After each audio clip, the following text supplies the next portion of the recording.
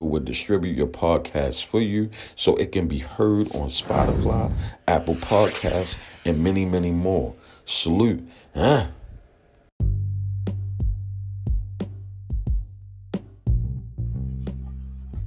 Tap in. Welcome to another episode of Generation X Radio. I am your host, Street Knowledge Tony Black. Let's get into it. So, the title of today's episode is Relationships. And do we still even know how to conduct ourselves within the format of a relationship? All different types of relationships, right? Friendships, love interests, work, social media. Because these days, that's how we mostly communicate, right? We probably meet people online more than we do in our real lives, especially during this climate, in this COVID era, right? Matter of fact, that's what I might call this episode, the COVID era. I don't know. Who knows what I'm going to call it? Probably be relationships, though. A COVID era relationship, something like that. Who the fuck knows? Anyway, but this is an issue that I think started even before this so-called COVID era. I don't think it began in the COVID era. I think the COVID era has heightened it, has put more emphasis on it. But I think it's something that started a few years ago. Because it's a clear disconnect just with us as human beings, with the way that we treat each other, the way that we talk to each other, especially online.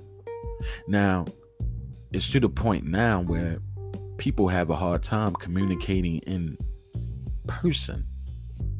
Before this whole COVID thing, I watched two people out together on a date or something like that.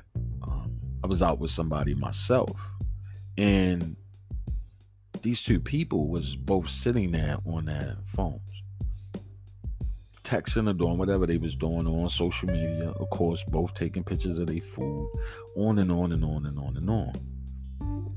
Really not too much of sitting there really getting to know each other, but really just wanting to share whatever experience they was having with people online. Not really taking advantage of the situation that those two are sharing with each other.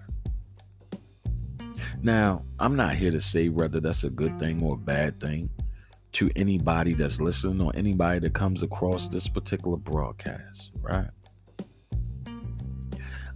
I'm just saying in hindsight, we talk so much about the internet this and social media that and so on and so on. When we have an opportunity to be around each other as human beings, the first thing that we want to do is connect that to the device that we're connected to. Now, a lot of y'all conspiracy theorists running around worrying about chips and all this and all that.